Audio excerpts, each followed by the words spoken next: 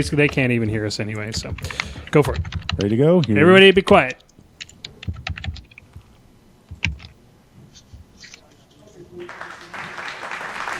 Recording live from the E. Haley Memorial Studios, straight out of Almont, Ontario, it's time for This Death Clock Has 60 Minutes, your one and only weekly Warmahordes news broadcast. It's 8 p.m. Wednesday night, the beers are cold, the news is fresh, and the death clock starts now.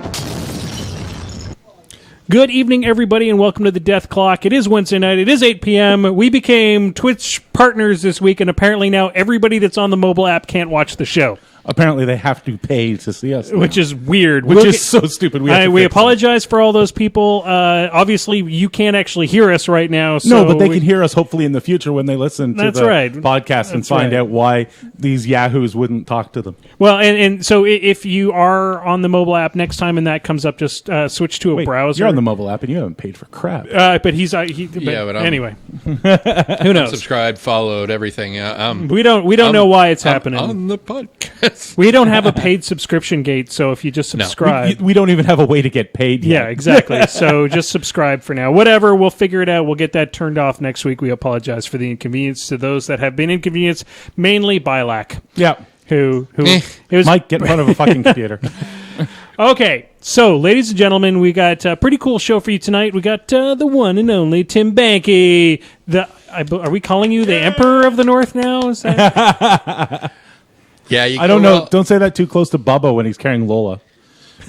That's definitely not a title I chose. I like Emperor. You like Emperor? I like Emperor. Well, if we just go by your Commandant, if you just held on to that voice you had during the State of the Game cast, you'd just be the Godfather, the Godfather of the North. I think it was the Beer Machine guys a handful of years ago did like a who would all of the Game of Thrones characters as Canadians be, and I think they labeled Matt and I as Cersei and Jaime Lannister. So Kinky. according to current show Canada, I think I'm sitting on the throne, but I don't think that's likely to last. So if you don't know who Tim is, or if you're listening to this cast a year from now when things have been forgotten and new stuff has happened. Except when Tim wins Sue next year, too. So when Tim wins his Sue next year.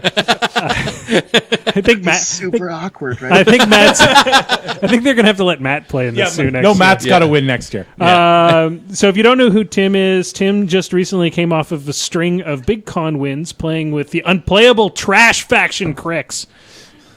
Total trash. Nobody should play it ever. It's horrible. Yeah, because I sure as hell don't want to play against it.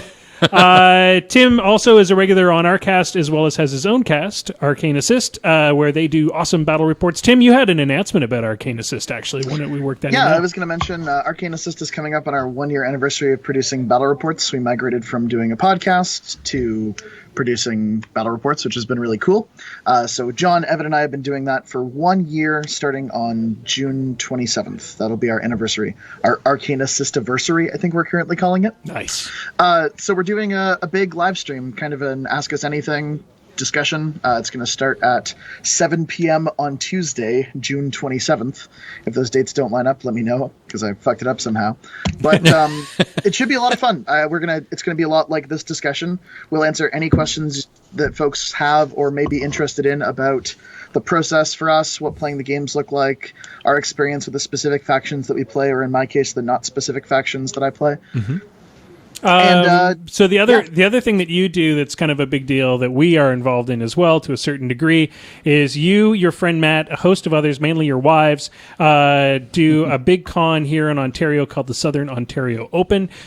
Huge success this year. You got to play in it, so you got to kind of keep your head down. But you did. We were talking a bit about this before the cast about what a great success it was this year. Tell us a bit about that, how it feels. Yeah, I mean, 90% of the credit for that goes to the work of our volunteers, and primarily among those Matt and Agatha, who basically did all of the organizational responsibilities that normally the three of us would share in a given year. I helped prep things, and I helped on Friday. I did a little bit of help with the teardown, and obviously I continued to work with the sponsors and people who help run the show for us. But it was a great success. Warmachine in Southern Ontario is the strongest it's ever been. It's a really healthy time, and when people talk disparagingly about how everyone in their communities are negative or blah, blah, blah, I'm thankful for the part of the world that I live in, because the community is unbelievably positive and unbelievably large and growing. It's the largest year yet for the Southern Ontario Open. It's a growth year for us. A huge turnout of players, and it's the largest Southern Ontario Open Masters we've had ever before. We were close to choosing a capacity for the tables. We actually ended up not having to cap, but we also had the most people playing in casual games. We had the highest percentage of people traveling from out of town we've ever had before. We're at the situation now where running it exactly the same way next year is our goal, and probably putting a cap on attendance is going to be a necessity, and a necessity we're excited about. Well, and one more thing, that was the biggest live stream we've ever done. Yeah. At one point, we know that we had over, it was like 1,200 unique viewers. Yeah. And at one point during the finals game, we 200 had concurrent. Yeah. 200 concurrent watchers. People watching just your game live as it happened, which was a huge deal for us. So anyway, and you know, as we love Tim and we love the SO, we love Matt, we love the fact that they bring us in every year to do the casting. We wouldn't really exist if it weren't for the SOO. So all kind of cyclical, and that's why for those of you that sometimes criticize us for being a little bit too excited about the SOO and having Tim and Matt around and being friends of ours, it's because we really we wouldn't really have a podcast otherwise. That was very vehement. Yeah, you got a lot of he's pent-up tired. He's anger tired about of all that anger. He's got some. Maelstrom's got some anger issues that he needs to work out.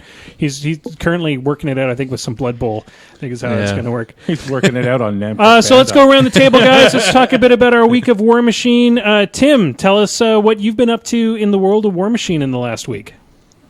Just a little bit before the last week, I went to Meese on Con, which was a really cool show. Played a bunch of games there. I believe there were 24 Warmachine trophies available to be won, and our car brought back 19 of them. Nice. It was like, you guys are just not going to be invited back next year. Apparently, I have to come back next year to return the crown. That's the rule, and win it again, as Keith said. But it was a really great show, and those guys put on a really awesome experience. But this past week, we recorded for Arcane Assist a 4-part video series on answers to Ghost Fleet. I've been spending a lot of time on the internet recently talking to people about how Ghost Fleet is totally a beatable list, and here's how. And to mixed degrees, people have been listening to me. We did a video series where I just played Ghost Fleet 4 games in a row, and John and Evan brought various lists that we teched and set up to play against that, and brought a whole bunch of cool answers to it. I thought it was a really neat series, and it'll be airing over the next 4 weeks on our Arcane Assist channel. And then other than that, I've basically just been, working, playing games, all the things people normally do. Sweet. We're getting a dog. I'm excited about that. Oh, dang. Cool. What kind of dog? It's like a rescue. It's a lab cross of some kind, a mutt.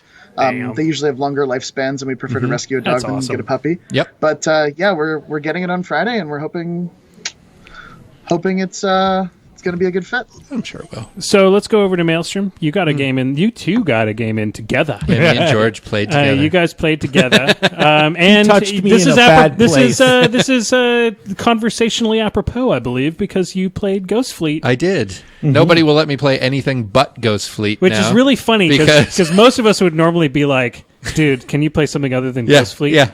But we're all like, okay, we need you to play Ghost Fleet. Need you to play Ghost Fleet. But is it kind of harrowing that everybody's like, could you play Ghost Fleet? Because I totally teched a list to beat you.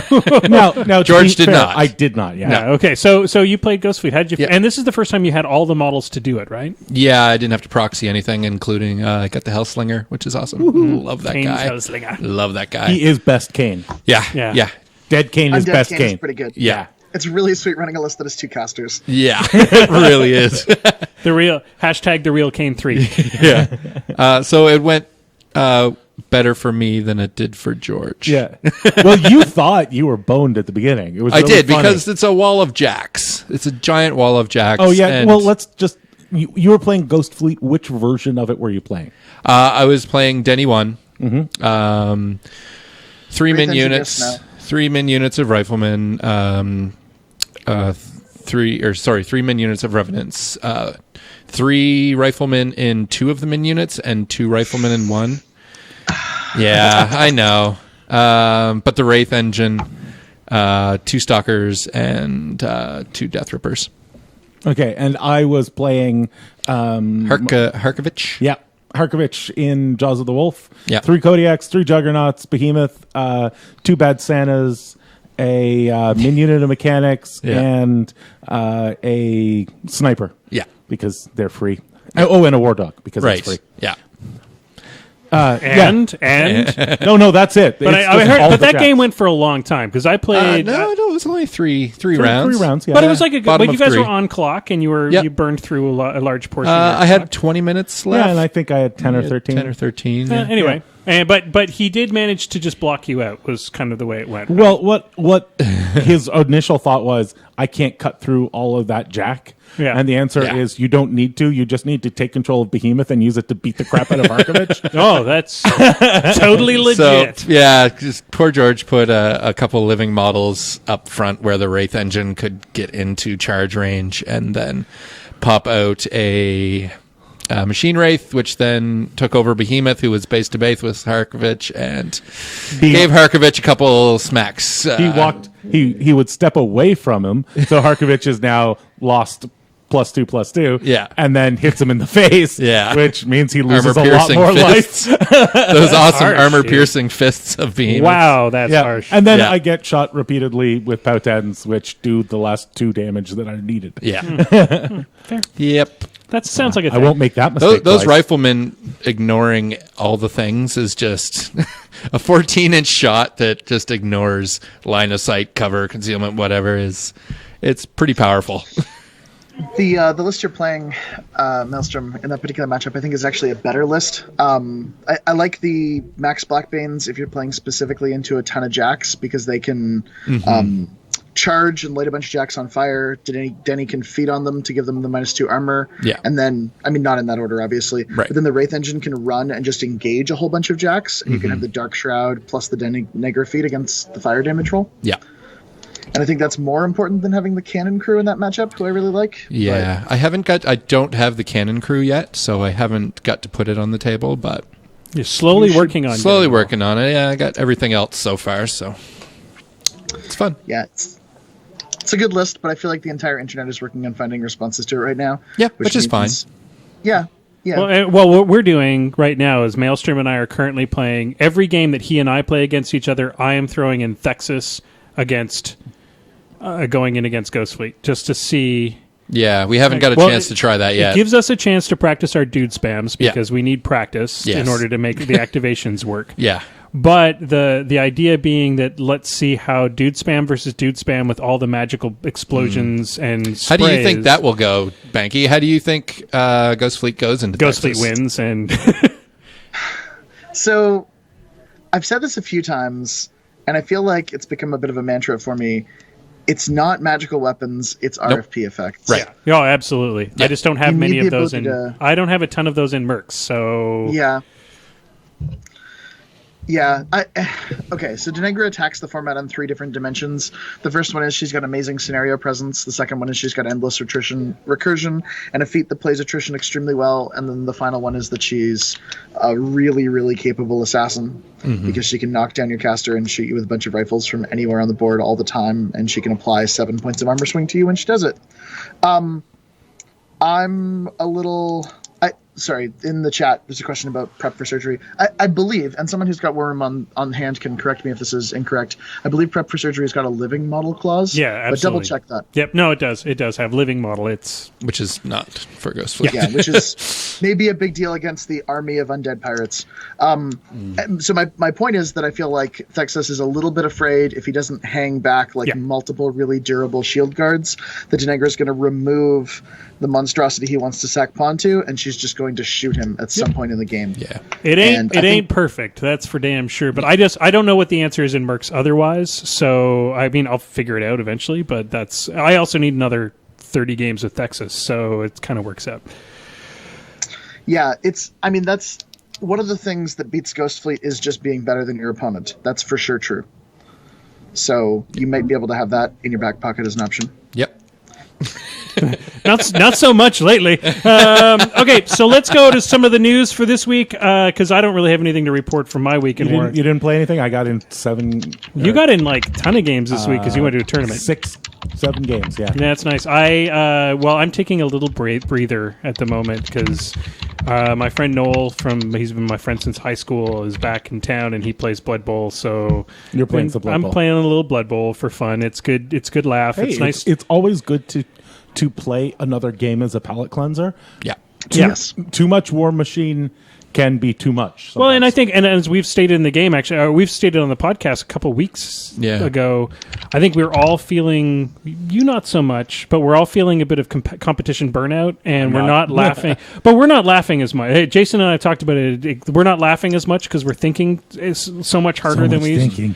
Well, we're trying to win, and sometimes it's good to just laugh a little and drink beers and not really care because half of your Blood Bowl team is dead.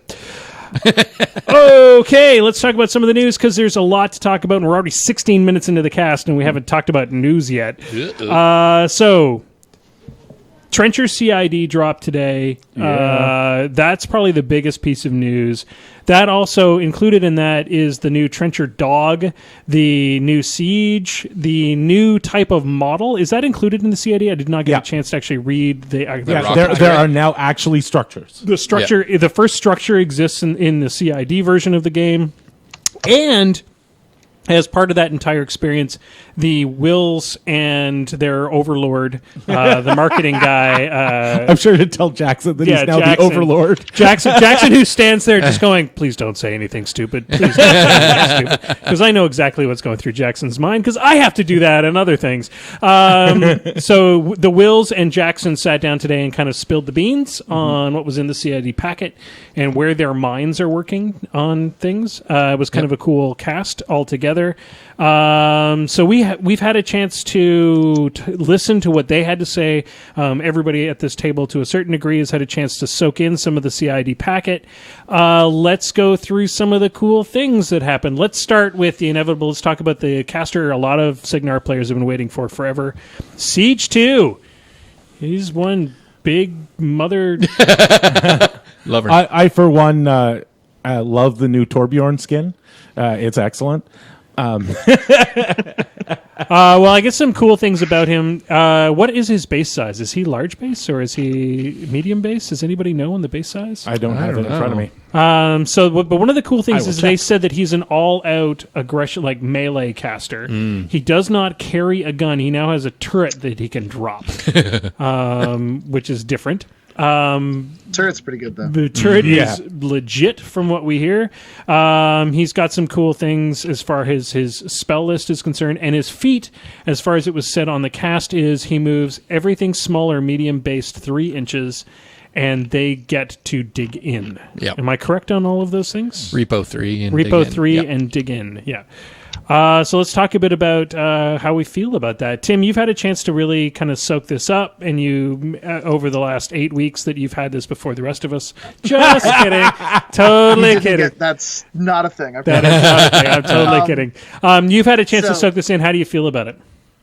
So one of the things that they mentioned on the chat that's really worth keeping in mind during the entire CID process is this is a really short CID. It's only 2 weeks long. And as a result, they're going to do a lot more changes. Like, you're not going to tune in Wednesday for the next update. It's going to be like, and here's an update, and next day, here's another update. And we're going to make a lot of changes with this information really quickly. Siege is super cool. That's probably a good place to start in this conversation. New casters get a lot of design attention, and they get a lot of playtesting. So, you know, it's worth playtesting this new Siege because I think he's really neat. He is on a medium base, and his feat does say small and medium base faction warrior models in his control. Advance up to 3 inches. And then they dig in, which is interesting because obviously it's a threat range extender, which is really powerful, but it's also a sort of dynamic reposition. It also gives you a sort of poor version of Gunbjorn's feat, like the Mark II version of Gunbjorn's feat, which is kind of cute. Oh, dig in's kind of nice too. Like, just to give all your warrior units dig in. Dig in's pretty good. Mm-hmm. Yeah, especially, I mean, it's obviously themey with trenchers, but one of the things that you want to maybe think about that is what isn't normally allowed to dig in that's quite powerful when it does. And then the biggest thing that jumps out at me for him as a caster is that he's a Fury caster.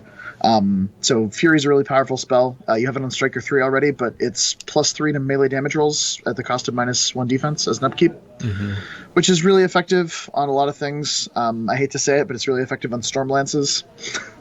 Oh, good! God. Yeah, surprise, surprise. Yay! No, I never even thought about Storm Lances. You didn't think of Damn it all that? to hell. Oh, yeah. Really? Because that's what every other Signar player's like, how's this going to affect Stormlances? Great. I mean, that's a conversation point. He does have a star action for Desperate Pace on a Trencher unit, so that's pretty cool.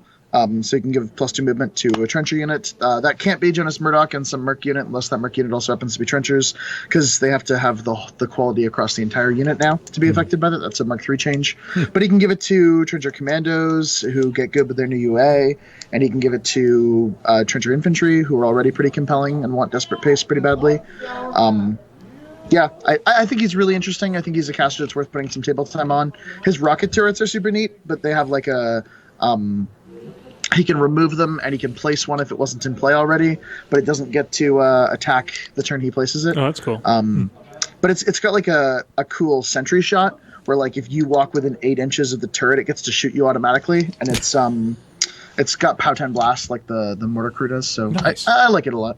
That's really cool. And so some of the other things that we learned, let's keeping on the theme of Siege, is that Triumph is getting a look at during the CID, and they admitted on the cast that they may have gone too far with Triumph. I was looking at Triumph. They originally lowered the point cost by 4, but I believe they brought it back up to...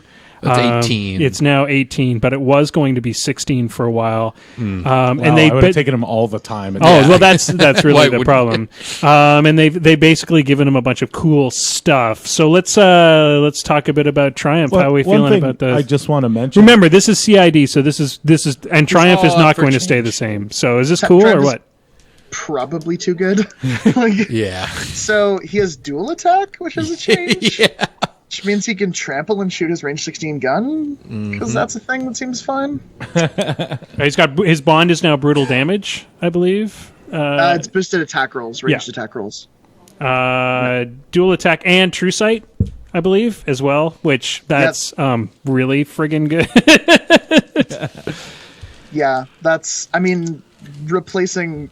If you aim with your threat range, Jack, you can give up threat range to ignore stealth, and changing it to you just ignore stealth all the time is pretty good. It also fits well with his you get a shot in the maintenance phase rule, which means he gets a shot in the maintenance phase with a boosted attack roll and ignoring stealth. Yeah. My God. Might be a little bit too good. Now, so one of the places that it's really good, if I can just turn the conversation back to this for a moment, is Prime Siege has an upkeep spell called Explosivo. That's Siege 1, which is an RFP effect in the faction of Signar. Little do we know. And if he gets to maintenance phase RFP a, say, Ghost Fleet Rifleman, and then he gets to trample, dig deep, and RFP a leader model in another unit, that's really effective. That's probably good enough to justify playing something like that Siege. Tasty. Yep.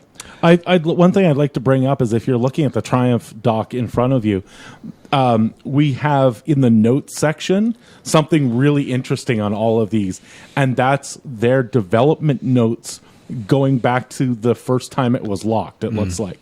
And so, for example, we're just looking at Triumph. In 2013, the Assault Shield was a POW 3, and then they cut Blaster, and then their Bond replaces Special Issue. Like, they actually have a listing of all the changes they made to the really model. Cool. And I think that's a really interesting thing to see how it's actually changed, like to see what's happened before now. Right. And it's something we as just players don't get to see. We don't get to see the 18 iterations before we see it. All right, so because we're going to have to cut this short, we can't just spend the whole evening talking CID. Well, we could. But we've got way better things to talk about, and this is all going to change. Yes. I hate getting locked into CID's talk. I think because a week from now we'll be like, oh, all of that. We had a whole podcast where we talked about nothing.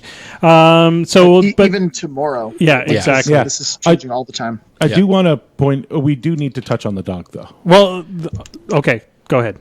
Well, I think it's evil. You I think think it's evil? that they put a dog in there. Now I'm going to have to shoot a dog. I don't want to shoot a They're dog. very excited about so PP is very excited about the dog. They talked about it as the coolest model they've released in a while. Yeah. What is cool about it, G? Well, he's 2 points.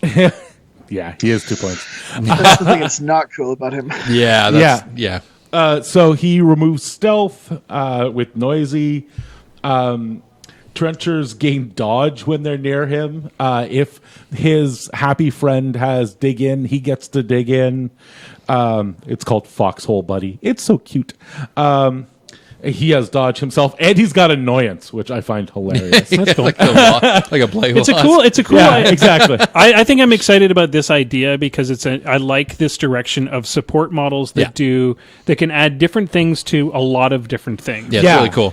And I think there needs to be a few more of those in every faction to a certain degree, because those to me are those list builder models that can make for a little bit of fluidity. Yeah, it's like I don't have any way to get rid of stealth. Okay, I'll put the dog in. That way I have that out. If I need to get to a model, I can run the dog in, kill the stealth. Sure, and there's a lot to be said about 2-point models just to fill in those gaps. Sometimes you have I don't think gap. it's going to stay 2 points. Okay, well, I mean, I kind of hope it doesn't stay 2 points. I don't want it to be an auto include. So I think the last thing we want to touch on the before dog. we leave all this behind is the introduction of structures. We talked about it briefly before the cast. We're all pretty excited about this. Now, they did specifically say that there is not a structure coming for every faction. It's only when it makes sense for a structure to exist. They said by 2027, when we're playing Space Warmachine, there may be a structure for every faction.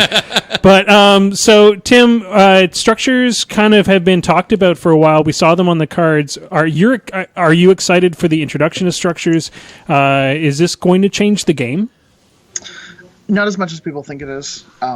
Structures are good. Structures have really neat rules. They're a little bit like the way that some of the less mobile battle engines have a tendency to play, but they're yet even less mobile. They're cheap relative to what they do. They give you a lot of terrain presence, a lot of board presence, should I say, because they really anchor a piece of it. And I think especially if you're playing first, they dictate a lot of what your opponent's deployment looks like. And as a result, they can be kind of balanced around that concept. But like they're a model. They're a model like almost anything else in your army, and they're not going to feel very different. I think they're fun. I think they're cool to play, and I'm excited to put one on the table a little bit more. What do you think about giving a model terrain? So this model has 3 trenches attached to it. You mean a little bit like playing Runes of War and being able to put down 2 walls? Yeah, exactly.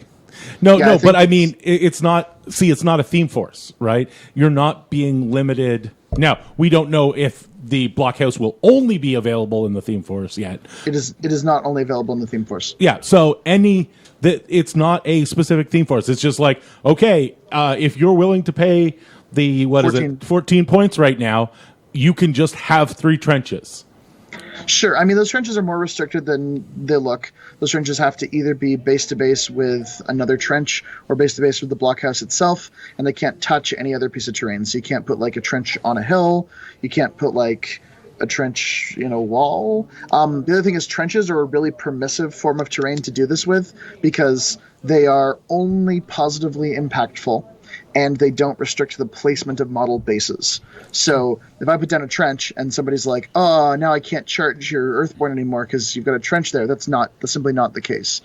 And the way that Pravager Press played around with using terrain placement in theme forces is definitely an evolved experiment, which is taking us to this place now. And I think it's unsurprising that we're seeing the one that places trenches as the first structure that places terrain in the game. So, moving right along, because there's so many other things to talk about. There was a Wicked Ways Insider, so there's a little bit more info coming out on your Grimkin. Yep. But I think the most exciting thing that Jason and I pulled from this week's sort of cool announcements, 6 new paint colors! 6 new paint colors! A new purple! Yay! Which we are both really sadly super excited. Yeah. People are weird. As two brush blenders that like you kind of need to stick with the P3 paints if you're two brush blending because the other ones are toxic. Their other ones are toxic and taste like ass most of the time. They're toxic? Uh-oh. No, part of your press ones are specifically non-toxic. Yeah, because you stick your brush in your mouth all the time. But we complain about the fact that there's really only one purple in the entire line if you don't count Sanguine. If you count Sanguine as a maroon. But anyway, anyway, super exciting. Tim's eyebrows going crazy. Tim's like Sanguine is a maroon. Anyway, I won't get into that. Maroon. All right, so moving right along, ladies and gentlemen, it is time for us to do a little roundtable discussion. We brought Banky in tonight.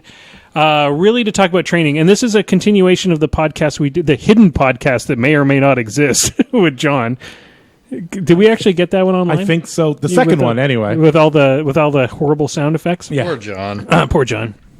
John mentioned in the cast that we did with him that he did really well his first big tournament because he came in second at the SOO, I want to say, last year. And did very well in both events. And it was sort of amazing. The big story with that was not only did he do really well, he did it really well with factions that weren't normally played. At that point, they were not quote-unquote top factions. Yeah. And it was his first year playing the game on top of all of that. So he wasn't like I've been playing since Mark 1 and I get X amount. He said he had to give a lot of the thanks and a lot of the attribution for those wins to how he trained with Tim. Yeah. So what I thought we'd talk about tonight is talk about how this is not the first person that's told us that they were trained, that they went into hardcore training with Tim Banky. I keep picturing like the old montages from like the 80s. If the punch like Karate Kid and stuff. Punch a tiny little miniature-sized steak. Waxing the Warmachine table. Yeah. First, you must know how to move 5 inches. 5 inches forward, 5 inches back. All right, so Tim, let's talk a bit about your training program and how you train, how other people, when they say, hey, Tim, I want to be part of your group, I want to be super good at Warmachine, how do I do that? Let's start with why you would want to do this, why people come and why you train so as hard as you do. Why would you bother training for a miniature game? So let's talk to that first.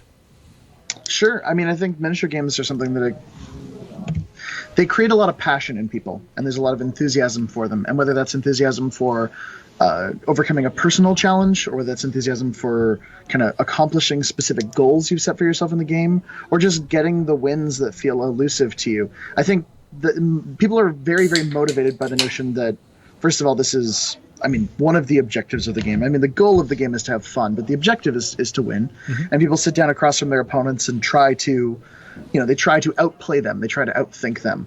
And in the same way that my dad was a chess master and played, chess with me from age 3 to 16 every morning for an hour, like, there's a process, and that process is about personal growth. And the journey for me wasn't about being able to beat my dad or beat the other kids at the chess club. It was about being able to say that I did better this time than I did the time before, and better the time after that. And I don't know, I think a lot of people care about that. They care about not only being able to say, I'm doing better at this game than I used to be, but that I've unlocked something really personal and some kind of unbelievable achievement of self. I think that's what really motivates people, and I think sometimes people say that they're motivated by needing to win. I think that's amazing. I think you've hit the nail on the head. I think we get lost in the need to win a tournament, but the reality is it's really you want to be better so you can better yourself. Yeah. You've been training hard this last year, George. Mm-hmm. You've been working really hard to get better and better and better at Warmachine. You're playing a lot more games than you ever had. Mm-hmm. Now that you are now the PG program is gone, I think that's motivated you to just be better at the game.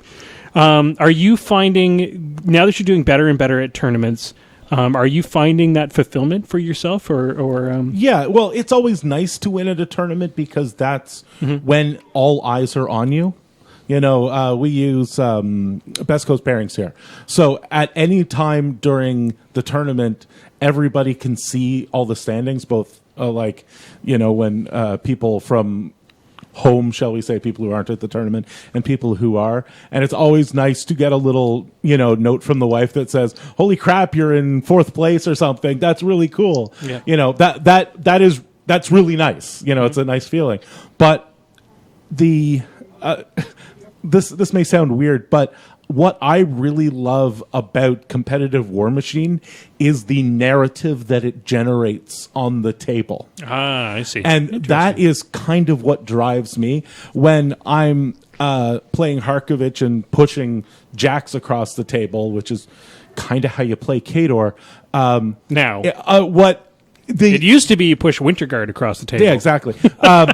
What is happening in my head, of course, is this Warcaster, basically like herding cats.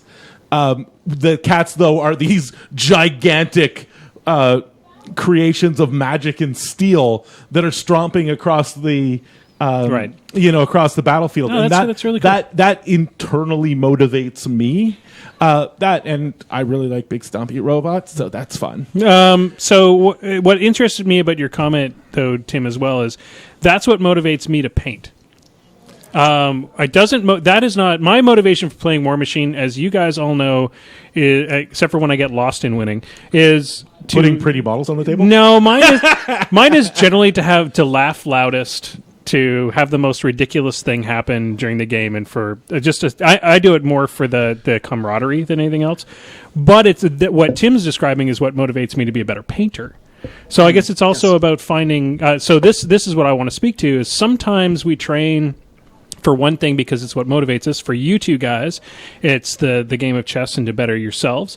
For George, it's the narrative. For Jason, I think it's understanding, right? You like unlocking the things that you didn't think you were capable. Because a year ago, you looked at this game like, I am never going to understand this. Yes. Oh, yeah, for sure. And I still feel that way for the most part. But I feel like I'm picking things up. Yeah, well, now you're a friggin' really good player. So obviously you've picked up a lot of things. So skipping the next question, because I think we've answered it already, let's talk straight up right away about what training looks like. Tim, when somebody says, I want to be a better Warmachine player, I want to do it like you, what is your sort of process? Well, one of the things that I like to ask people when they're at that stage, and it certainly happens, is what do you want out of it? Like, obviously, I want to understand their motivations, and I want to be realistic with their expectations, too. I mean, usually I focus on goal setting, because I think goal setting is really important. And in the same practice that one has in business development, it's, setting SMART goals, like specific, measurable, achievable, those kind of keywords that you associate to your goals, like not I want to win a Masters, but I want to play 300 games in a calendar year. Those are more achievable, for one thing, because it's important to set achievable goals, but also they're ones that you can measure, that you can count to, and they're ones that give you a real foundation for that. That's one of the things that I focus on first, is just playing games. And I tell everybody, when I started this game, I had a notebook because I used to play Magic really seriously. And one of the things I would do is write down every single game that I played and the conditions under which I won or lost that game. And I mean, I'm kind of old school. You can use all kinds of apps, like, I don't know, I think Steam Genius is one, or Iron Grudge, or whatever. There's lots of apps out there for various platforms. But for me, it was just a note paper. And then this year it was my Twitter account, because I decided that having those games be public and be something that I can be held accountable for was valuable to me in a really kind of specific way. A lot of people say that the kind of weight loss goals or fitness goals are really important, that you tell people that you care about that those are your goals, and have them help keep you accountable to them. That's one of the things that in Warmachine training I adopted, that I wanted to tell the world that my goal was to play 300 games and have them be involved in the process of holding me accountable to it. So the first step of the training process is agreeing to kind of commit yourself to growth, and in committing yourself to growth, to set real goals for it. And for most people, I say the first thing is, how many games have you played with your caster? And then the second thing, which is a little bit implied by that statement, is narrow your focus. Have a faction in mind, or have a caster in mind, even better. Bilac! Sorry. I was coughed. You're good. Continue.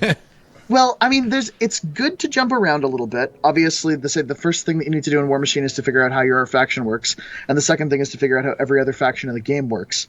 But and jumping around can really help you with that. But there's nothing quite as valuable as walking into a situation where you really know the depth and breadth of your caster, and you really know kind of, when the chips are down and you're in this very, very weird situation, you're not in it for the first time and you've found a solution out of it before. Like, that's a resource that people can never take away from you, and it's really incredible. So George comes to me and he says, "Hey Tim, I want to become an amazing Warmachine player." And I say, "Okay, George, what are you doing? What are you playing? Why are you doing it?" And he says, "Oh, well, I really want to get good with Khador, and I really want to play Harkovich a whole bunch." So I'm going to say, "Okay, George, I want you to play 100 games of Harkovich." And then he'll say, "Oh, so what should I bring with it in a pairing?" And I'm going to say, "Nothing. I mean, it doesn't matter. I don't care what you pair with it, because we're going to build that pairing after you've played 100 games of Harkovich." And he's going to play games into Harkovich where the internet said Harkovich was bad. And he's going to play games into Harkovich where the matchup is unplayable, and everyone says the matchup is unplayable. And the first 7 times he plays that matchup, it's going to feel unplayable. And then the 8th time, he's going to be like, "It's only unplayable if they do these things." And I'm going to be like, "That's really interesting. Let's explore that some more." And then, 6 more games into that, he's going to say, "Okay, I think this matchup's actually way more playable than I thought it was. And people on the internet think a certain thing, and they might actually be wrong." And believe it or not, that can occur. People on the internet have been wrong before. And so then after you've played 100 games with that caster, we're going to start to build a pairing. I'm going to say, what can you just not see? Like, what frightens you? What, when you see it across the table, are you genuinely shocked by, appalled by, or just, I'm going to lose this game and I have no hope at all? And, he's going to say, "Oh, it's this thing. I just can't do it." And I'd be like, "Okay, let's build a list that answers that well." And I think one of the biggest things in the development process is that notion of overcoming fear and embracing fear as a real teaching tool. Like, I play, when I'm practicing, against the people who scare me most with the lists that scare me most as much as possible, because I want to lose games. And I treat a loss as much, much more valuable than a win, because in a circumstance where you play a game and you get a win, that's nice. It's really pleasant to get a win. I'm glad I won that game. Oh, look at me. I'm good at this game. Teaches me potentially nothing. Because making a whole bunch of mistakes in that game and having it result in a win allows you to very easily dismiss those mistakes as perfectly acceptable elements of your strategy. And you're like, "Well, I won the game, so obviously I didn't do that much wrong." Whereas with a loss, and I tell everyone that losses are much more valuable to you than your wins, you take a step back and say, "Okay, where did I make my mistakes?" You analyze all of those moments critically, and you say, "Okay, well, was this wrong? Was this right? How useful was this to me? What did I do, here? What was wrong in this spot?" And those conversations, at least with yourself, those conversations are way, way more useful. I'm going to address, I think in the chat there, I think Paula had a question about solo practice, memorizing rules and reading cards and those sort of things. I think that's really useful. One of the things that I do is obviously read a lot of cards and study a lot of lists and build a lot of lists.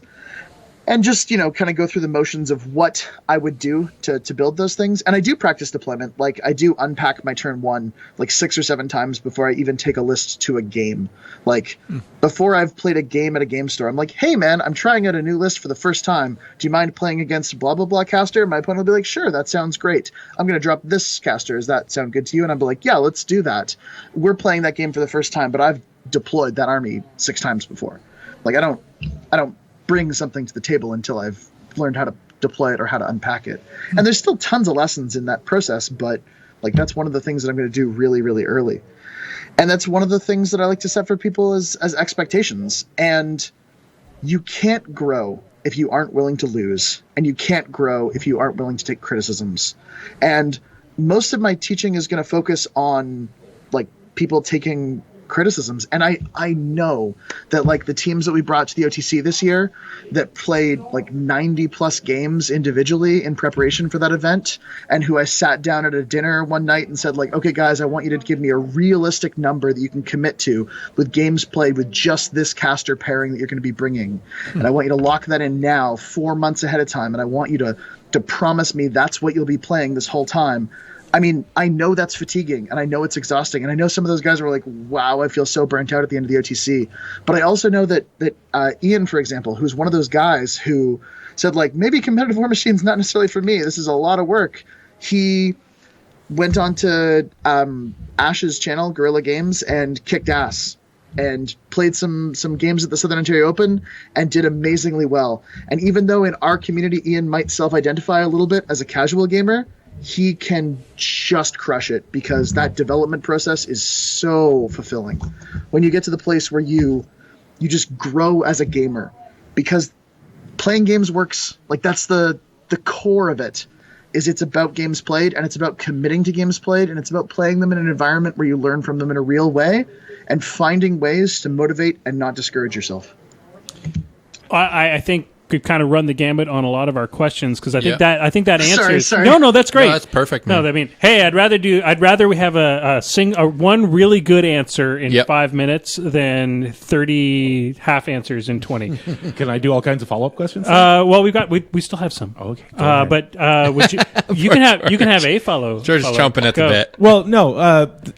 There's if a it's bunch just of about amazing... your Harkovich list. No, then no. it has nothing to do. It has everything to do with Harkovich. No, actually, what I was going to ask is, do you think there is a number, or is that completely dependent on the player? Like a number of, say, games a week, games a month, games a year. Is there a minimum number you would feel comfortable with? So basically being irrespective of the innate talent of the player. So assuming, potato-based player, sure. What kind of numbers, because, say I was setting a goal. I don't know whether a good goal for me is a game a week, or is a good game for me 10 games a week. I'm going to do the too long didn't read version of this question. What's the magic number? Is there a magic number? See, that's the thing. Maybe there's not a magic number. Is there a magic number? So what you're saying, is there a magic number for games played? Well, for any of these metrics like that. Yeah. Okay, so let me answer your question in a little bit of a composite way. For one thing, I talked a little bit about SMART goals before. So SMART is, if I can get the acronym right, specific, measurable, achievable, realistic, and time-bound. So your game, you can't be like play a lot of games. It's got to be like play. In my case, my goal for this year, lock and load to now, was 300 games. That's specific. It's also measurable because you've got to count on those games. You've got 300 of them. It's achievable because I did the math on how many games do I normally get on the game night at the store? How many games do we get in the studio on a Friday? How many tournaments do I attend a month, and how many games do I typically get in a tournament? Okay, knowing those numbers, which is, say, 2 games on a Friday, 2 games on a Thursday night, an average of 2 games from a tournament in a given week, that takes me to about 6. I'm going to take a couple of weeks off at some point. I've got 3 weeks planned for the wedding my wedding that happened this year. So when I was planning this out, I had that in mind. And then, so if I bump another game in there every week, I can manage to hold to an average of 6 games a week. And with 6 games a week in the course of 50 weeks, I can complete 300 games. So for me, it was that notion of that the goal has to be achievable. It has to be something that you can do. And then time bound. I mean, you have to say, like, this is a thing I'm going to achieve in this space of time. So for games per week, I think it's a mistake. Like, so Ian said he wanted to do 150 by next Southern Ontario Open. As an example of a player who's motivated and putting goals in a realistic way, he said, I want to do 100 by the Southern Ontario Open next year. And counting your games is great, but setting yourself a goal and trying to hold yourself to it is better. So George, if you're like, I can do 3 games a week pretty easily, don't say, I'm going to do 3 games a week for the next 6 months. Say, in the next 6 months, I'm going to do this many games. That's about 25 weeks. I plan to do 3 games a week. I'm going to do 75 games in the next 6 months. And then when you're falling behind, you pick it up. And when you're not, you hold yourself to that. And the purpose of that, the games per week, is to grow as a player. And as long as you're growing through as a player through that process, there's not a lot of wrong answers. Now, I will say this. One of the wrong answers is probably I play a game a month. You're probably not going to grow in a really huge way as a player if you play a game a month. The other wrong answer is probably playing a game that reduces your motivation or that you don't take valuable lessons away from. So I'd almost rather count the losses you play in a week than the wins, like the games you play in a week. If you show up to the game store and you play 6 games and you win every single one of them and you walk away being like, I'm pretty good, aren't I? You haven't really grown or developed, and those games aren't really contributing to your personal development.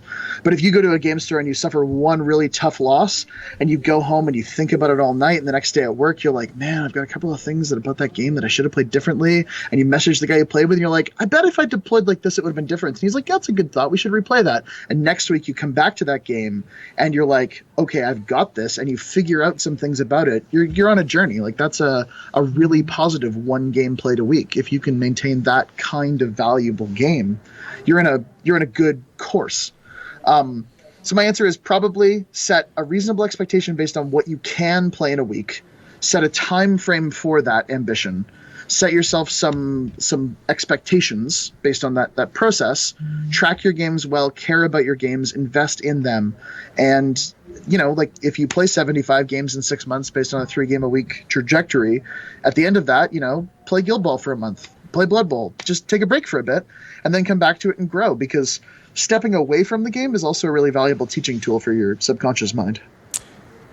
So I guess the next stage in this question, the next thing to move on is let's get personal with you right now. You're in the midst of your 300 games for this year. You're where are you sitting on that right now? Sorry, they're over now. I okay. So you're setting your new goals for the future, et cetera, et cetera. Let's talk about the current boogeymens for you and how you're dealing with them. So when you're looking at, when you're doing your research, when you're figuring out what you need to work on for your next series of matches, what are you currently working on? What's going through the Banky mind right now? So one of the big things for me right now is I'm feeling the pressure of the WTC. One of the reasons I set ambitious goals this year, and one of the teams that I'm working very, very actively on growing with, is my team Meese. One of the Canadian WTC teams that we're taking this year, and that's myself. It's Josh Crow, who's put a ton of work into his game this year. It's John Fairs, who, even though he's just had a very brief vacation, is coming back to it really, really hard, and I believe during the recording of this is playing games right now.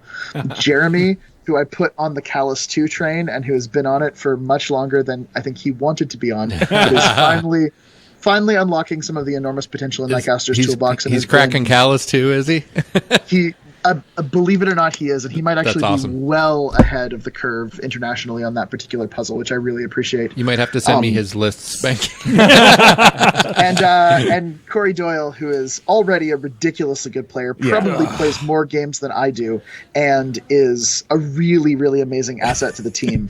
And can do it in a completely different mind state than most human beings. Just want to correct. Absolutely true. Sorry, this is not Corey Wierster. You're thinking of the other Corey. I'm thinking of the other Corey. Oh. Yes. No, Corey Doyle's a really amazing guy. He lives in Kamloops, British Columbia, and I believe 6-0'd the WTC last year. If not, he was 5-1. He's a very, very excellent player, and the only player on our team who's attended the WTC as a player before. But my motivations right now are building that team to a place where we can go and do well for our country. And to that end, I'm looking at what the European players are playing. I'm looking at what lists are being won in major events. I'm looking at what, not just what wins an event, but what's at the top tables, what the top players are playing. And I'm also doing a little bit of preliminary scouting, looking at the other players who are going to the WTC and kind of seeing what their mindsets are at.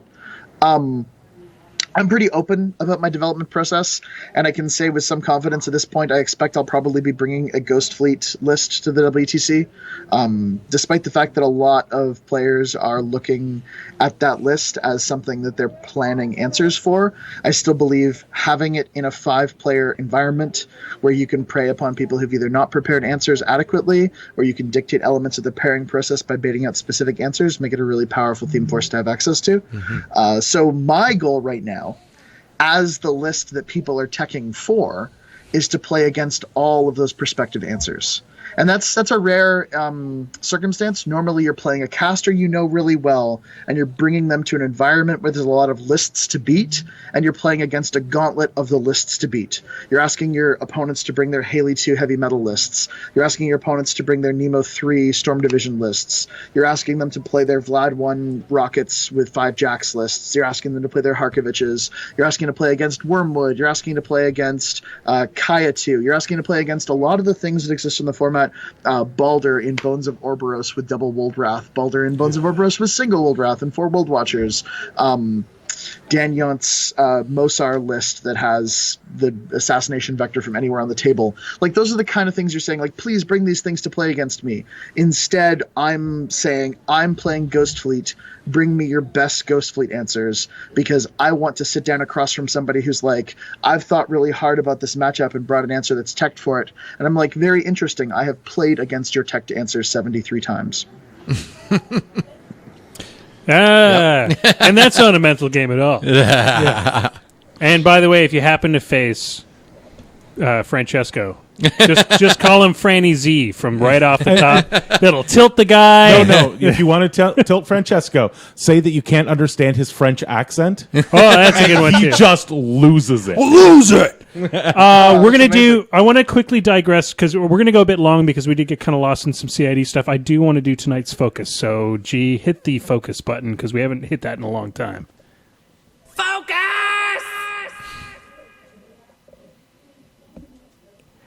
Focus is... this is like... We stopped doing focus, but it's always great when Tim's here, because focus is... It's worth often doing. It's more apropos. Yeah.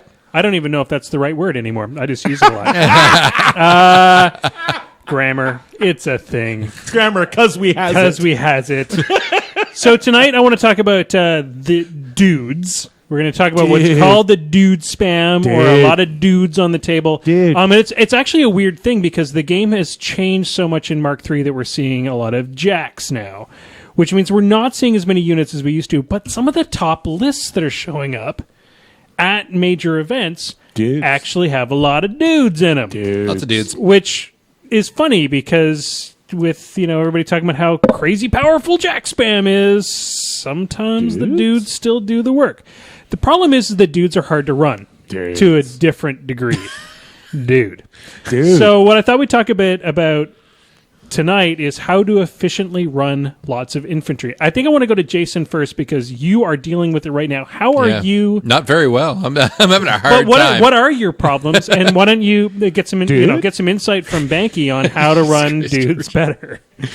So the big problem I'm having with Ghost Fleet specifically is unpacking to a point where I'm not blocking all my stuff in, specifically the arc nodes, and only with Jaws of the Wolf, because it denies AD my stalkers.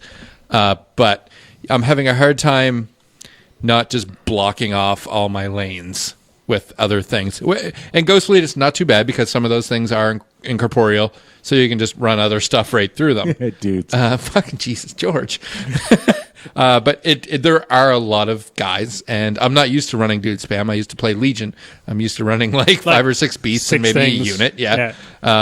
So it's definitely an adjustment for me. And it's one of the reasons I wanted to pick up Crix as a second faction, is something different. So... Yeah, you're going to bail on Legion and play the faction that's ruled by a powerful dragon. Yeah. Good talk. Yeah. And I'd like to point out, whenever dragons seduce a girl to become part of their faction, they immediately lose half their clothing. Have you guys noticed that? Yeah. It's like every other faction, I wear full armor, I'm got it up to the neck here, but as soon as a dragon seduces me, I'm like, I'm Crix just gonna and Legion specifically. hang out in my in my undies. I think it's once you're already dead, you just don't care. You're just like, I'm going to be dead and sexy. Dead or blighted. Anyway, so the question is how to deploy and unpack. Is that what you're? Yeah, just unpacking tips. Unpacking tips for all the dudes. Unpacking your dudes. I assume the trick is to not get the little peanuts everywhere. So one of the things about playing an enormous number of models in a list is you have to understand what turn 3 looks like. And I say turn 3 because you should be deploying to imagine what happens after the units that you've deployed run on the first turn, and then break lines or run on the second turn or engage or spread out or do whatever they do on the second turn, and then where the line closes on turn 3, where those pieces are on the third turn. And this is, bottom of 2 instead of top of 3 if you're losing the die roll on Ghost Fleet, which I did 15 times in a row. But it's the same principle. You want to know where the lines are going to close, and you want to know what your charge vectors or your line of sight vectors look like on that turn. So one of the things that I've done, and this is really useful for playing a list like this, is just set up your line of engagement. What turn 3 is going to look like. Be like, my Wraith Engine's probably here. My Stalkers are going to be over here. My Archdrones are going to be here. Oh, is that one not in control? Oh, shit. Well, then I guess it has to be here. And start unpacking all of the parts of the list that are important, including placing all of the guys where they should be. And then just back them up. Just reverse time as if you're some kind of a Haley caster, and just run that Arc Node back and say, okay, then he's here. And then run him back on another turn, and then he's there. And just kind of imagine that those are the things that are happening. Just kind of play your turns backwards twice. And if you do that, you're going to find the problem pieces, like the elements of that unpacking process that are an issue. And if you do that a couple of times, you're going to discover, oh, every time I put my Arc Node here, he gets jammed up with this unit of pirates. Well, that means that every time I play this unit of pirates, I need to think about leaving space for this thing here. And my Revenant crew units are color-coded somewhat. I've got a red, a green, and a silver unit, and they always deploy in the same order. It's always the green unit on the left side, the red unit on the middle side, and the silver unit on the far side. Sometimes I switch the silver and the green units, but that's about modules that I'm inverting. So I'm always going to put an Arc Node near the green unit, and when I run the green unit, because I've got so much muscle memory associated with this, and I've got so much time spent with this process of unpacking, you'll find that even when I'm really tired in the 5th round of an event, I just happen to leave a weird little space where an Arc Node can run between those green models. And people are like, what's that space about? And I'm like, oh, oops, I guess I've got a lane to apply Crippling Grasp to the unit I want to kill next turn. And that's like... That's really important, just building that muscle memory. I remember a game I was playing for Mini Wargaming on a video, and I was playing Asphyxious 2 into a Legion list that had a whole bunch of Ravagors. And I had a Pistol Wraith in that list, and the Pistol Wraith moved up, and it shot twice, and it crit blinded a Ravagor. At this point in the game, they were not immune to blind, and additionally, blind was not a shakeable effect. So the Ravagor is blind. And an entire unit of Bane Knights moved in on the Ravagor. Several got charges, dropped it down to fairly low boxes, and all of them were at max reach, except for one of them wasn't at max reach. And I was like, I took a step back after passing the turn over to my opponent, and he begins unpacking his pieces and doing things. I'm like, well, I just fucked that up. He's going to kill one of those Bane Knights. I'm just being a moron. I give him a Bane Knight for nothing. And immediately realized that no, that wasn't a mistake. That was the best possible strategic option, because his can't move to engage any other Bane Knight War Beast killed one Bane Knight and triggered vengeance on 9 Bane Knights. And that was absolutely the correct answer. And that process comes from time, and it comes from an investment in the muscle memory of your pieces. If you make the right choice enough times, then eventually you make that right choice without it being a choice anymore. So for me, it's unpacking the list really, really well and thinking about the process that the list is going to take to get to that third turn. Because once you're at that third turn, you're basically fine. And the rest of it, the whole rest of the process of winning a game by playing a ton of dudes, is to understand that you don't have to get max use out of every piece every turn. It's triage. It's just triage. You pick the unit that has to do work, and the other units run.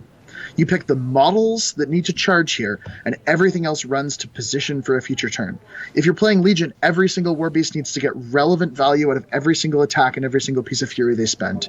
And if you're playing Crix, 10% of your army needs to delete 10% of their army, and 90% of your army needs to wait in the wings for their turn. And that's it. That's the whole thing. All right. That's awesome. The next question, or the next topic, and then we'll wrap this up for tonight, is... G, I know that when you were playing COC, you started playing more dude. You played a heavy dude list army for a little bit. It was one that had clear, so it was a relatively simple list to play because you didn't have to worry about line of sight or. You're talking about the double reciprocator, double yeah, it was reductor list. But your major concern and your major problem with that list was always time. Yes. You had a problem getting under clock with that list because you tried to do too much. Now, of course, we had some great advice on playing triage, but how did you get over that? And then we'll get Banky to give us some advice too, as well, to getting that tick over to get under clock. Well, specifically with that list, there was two things that led me to be able to run it correctly. One was the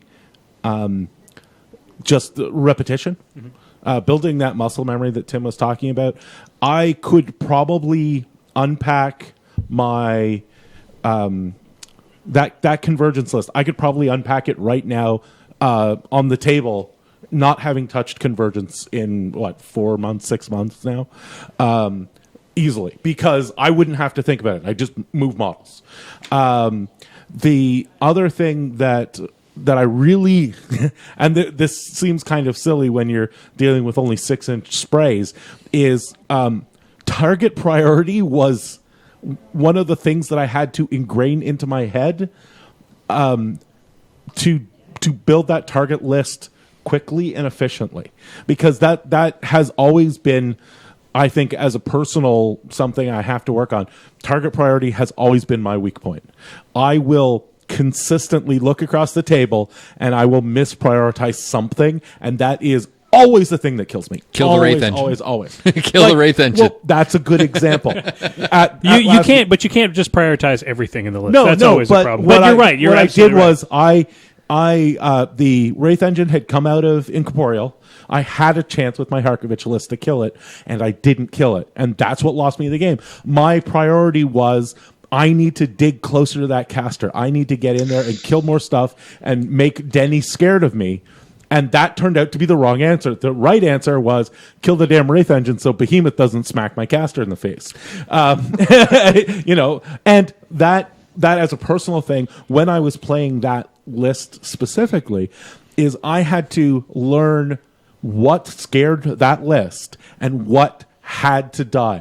Why I had to learn what needed to have 7 of these 6-inch sprays on it, and what I could just, I kill it, I don't kill it, it doesn't matter. I think, I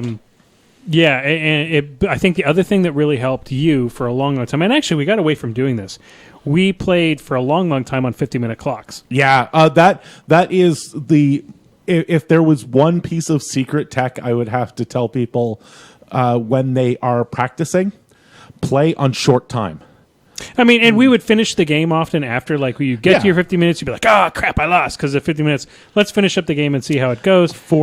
But when you go to a tournament, all of a sudden playing with an extra 10 minutes is like, yay! It's like taking the concrete boots off. For about a year in Ottawa, I ran all of our tournaments on 50-minute clocks. Yeah, we all hated you. Yeah. But I will tell you right now, every person from our meta who went to another meta just stomped it, because when you have an extra 10 minutes on your clock compared to the other guy, because you're used to all games being 50 minutes, he's used to all games being 60 minutes, you're like, I got all the time in the world. Look, I killed all this stuff and now I get to kill more. All right, so I'm going to hand this over to Tim and then we'll wrap this topic up.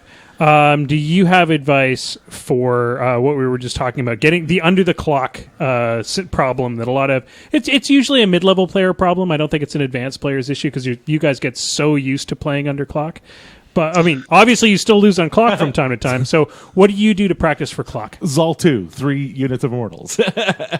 So, I mean, advanced level players have this problem too. It's a problem that especially really methodical players have, and often it's actually, there's a funny story.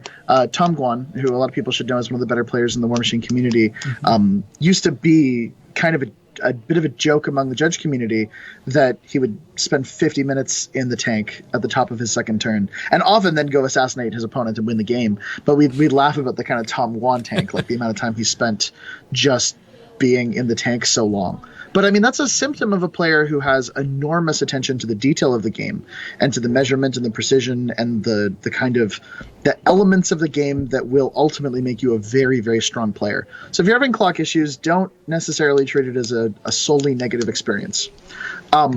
Tom, went and lived in Will Pagani's basement for 3 months and got his clock management skills under check. But one of the things that the Florida meta guys do is they play time turns at most of their local events. And it's the same kind of secret tech notion. When they go to the Warmachine Weekend Last Chance Qualifier, which was played with time turns, everyone just loses their mind playing time turns because it's so different. And those guys just crush. Like, they just do consistently better. And one of the things that Jason Flanzer recommended a couple of years ago when talking about how to develop into a player who has really great clock management skills is the notion of a concept called double clocking, which is where you play with simultaneously a death clock and a time turn clock at the same time. You play it with 2 clocks and you hit both instruments of switching the clock at the same time. Just press them both together and they flip over to your opponent together. But you're holding yourself to the standard of playing a prompt, well-managed 10-minute turn, and also to the global perspective of playing a faster turn.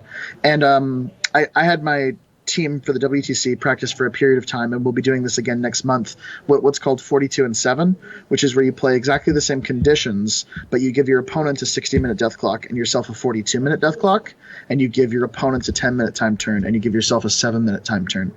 And the goal is to artificially impose harsher timing conditions upon yourself to force your decisions to become more intuitive, to become prompter, to rely more on muscle memory, and to let yourself be kind of a bit more pressured, with one goal being just more relaxed under conditions that are necessarily more relaxed, but the second to run up against that pressure, to experience the frustration and the tilt and the nastiness that is feeling that enormous clock pressure in conditions where you normally wouldn't, and then just to move past it, to get over it, to kind of find your way through it.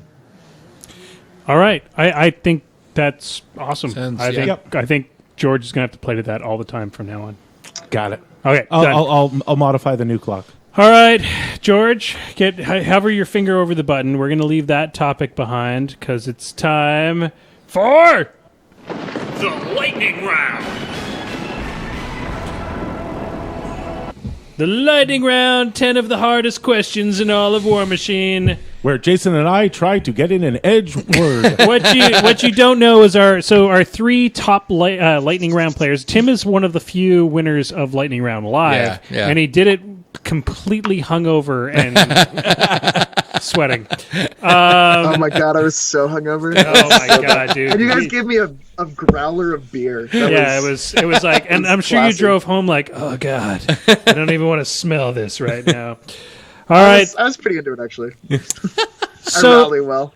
So this week I tried to prepare a little bit harder questions, and the good news, ladies and gentlemen, harder questions. But and there's some easy. There's some easy. You won the last couple of rounds. What are you complaining about? No, I didn't. Who was on last week? The good news is that Minty is back. Minty actually showed up. He sent you a question. He sent me a question. So there's a true Minty fresh question of the week. That's amazing. All right, question number 1. What is the POW of Watt's Magelock rifle? Tim. 10? It is 10. Question number 2. What is the bonus given by kinetic field? Kinetic field, the power kinetic. Tim? I feel like someone else should be allowed this one. Sorry. So kinetic field is +2 defense immunity to blast damage? Hang on. Within, 3 inches? That is correct. All right, question number 3. How many boxes on Hydra's force field? Tim. 10? It is 10. Yeah. Question number 4. What faction am I? I shoot a dissevering microswarm. George. Convergence. It is convergence. Question number 5. What attack types can Fianna the Lash choose from? Tim. She has pitch, dismember, and she has a third one that I'm going to forget. Sorry, it's crit, pitch, dismember, and I'm not going to get the third one. Someone else should pick it up. Minus 18 points. It's beat back. It's beat back. Beat back. Nice. Really? Hence her epic version having overtake. Question number 6. This is a tougher one. When a model resolves its normal movement, what 5 things must it choose from? Eh. Go. This is in the rule book, so it's, of course, changed by cards allow it to do other things, but when it's resolving normal movement, what are the 5 things it gets to choose from? When it's okay, that sounds like it's different than I thought it was. I was going to go with reposition, dig in. No. Okay. No. Anybody else? Anyone in the rule book? You have to when resolving normal movement. You should choose from 5 things. No. Oh, is this like charge, combat run, press forward? What? So it would be normal movement, walk. You've got press forward, which would be run or charge.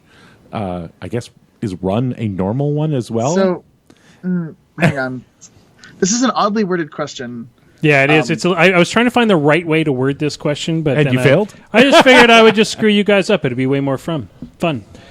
So it is forfeit, movement, aim, full advance, run, or charge. Specific. So press forward isn't one because press forward is a special restriction placed on units that units cannot run or charge unless given a press forward order. Oh, okay. But yeah, that's stand up is probably the same as forfeit. I think run and charge are distinct ones for the chat. Sorry. Yeah, that's a question. It was not meant to be easy. It was meant to be complicated and elicit crazy answers. Deceitful. Question number, to a degree. Question number 7.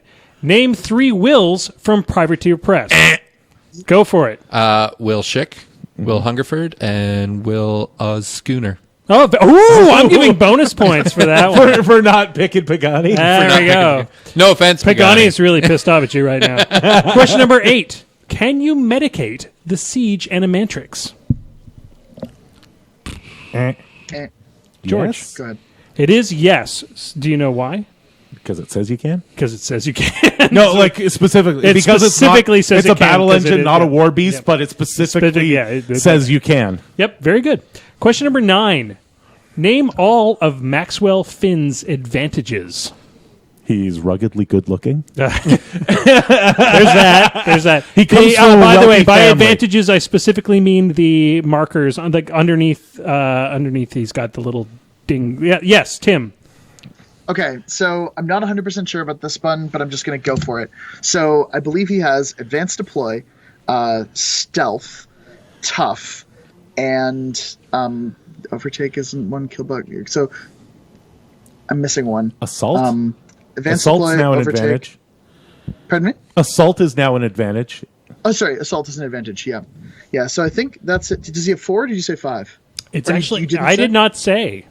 Okay. I'm going to go with assault, stealth, advanced deploy, and tough. You missed Pathfinder. Oh no! Of course. They just give, and the got goal, all apparently the- the goal in the new CID is to give him 5 more. Yeah. Give him all the advantages. All right, There's a I'm. bunch of rules that aren't advantages, Yeah. but he also has a bunch of advantages. All right, I've got to find because I just got a text. So okay, so here we go. Minty Fresh question of the week. What, shit. ladies and gentlemen? This is the toughest question ever. Well, not really. He said he. This, by the way, Minty says easy one, but I was looking it up anyway. What was the minimum POW needed for a ranged weapon that did not cause fire, cause corrosion, or tempered ammunition in order to damage a structure in Mark 1? Tim. 14? It was 14, you son of a bitch. He knew that right off the top of his head. Minty, that needs to be better next week. Yeah, sorry, Minty. Come on, Minty. Love you, Minty. I never get the Minty Fresh questions.